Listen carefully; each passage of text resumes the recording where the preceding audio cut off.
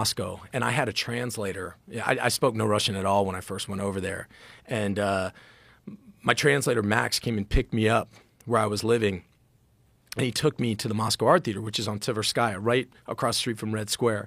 It's a few subway stops in a couple different directions to get there, and once we got there, the one thing that they tell you that's absolutely essential at all times is you always have to have your papers back then. At that point, the mayor ran the mafia, the mayor's police.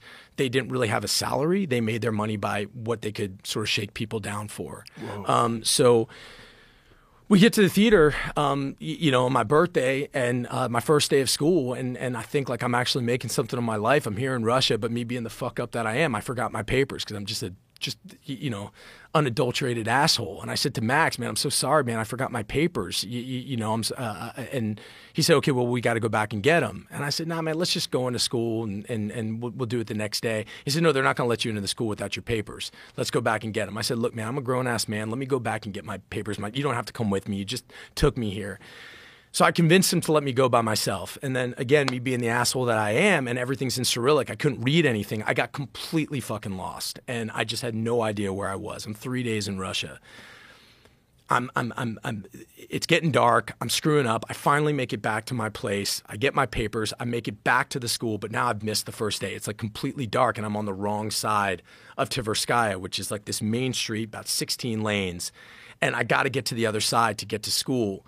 And I just start kind of like Frogger. I'm like dodging cars like a total asshole. And like I can't get to the other side. As soon as I get to the other side, boom, AK-47s in my face. Russian police are right there. They get me for crossing. You're supposed to cross below. I didn't know that. They're yelling at me in Russian. I give them, 20 rubles. They let me go. And I'm just such an asshole. It's my birthday. I've missed my first day. I don't know what the fuck I'm doing. And so I do what any good American would do. I'd go and treat myself to a meal at McDonald's, right? So I go and I get myself some McDonald's. Happy birthday to me. You're a fuck up, right?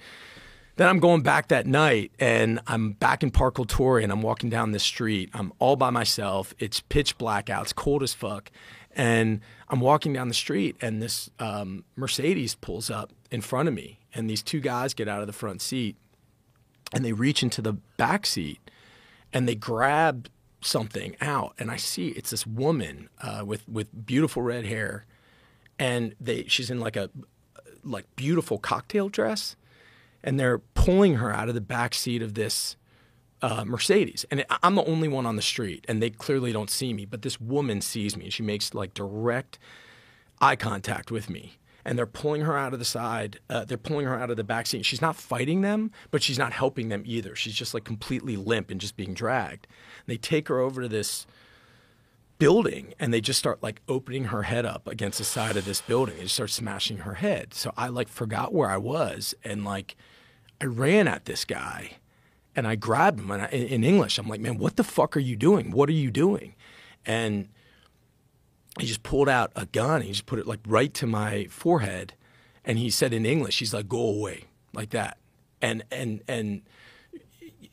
Joe, I knew like in an instant, man. I knew in an instant that like it was like I was a bug. Like I was a bug. Like that was a different. I'd seen guns before. I'd seen stuff before. I just knew that this was a completely different level. And so I walked away listening to that, to what they were doing. And it was like day 3.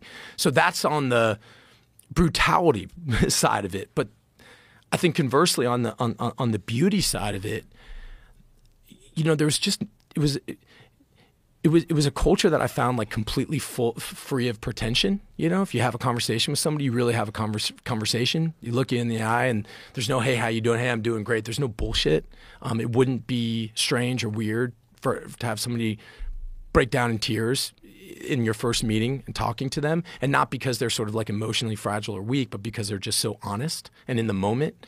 I saw this unbelievable national appreciation for the arts. I saw people who, you go on the subways and people weren't reading, Us Weekly. They were reading Bulgakov and Tolstoy. It's an unbelievably literate society. I don't know, man. I'm so grateful for my time there, and it really, Alma and that place really saved my life.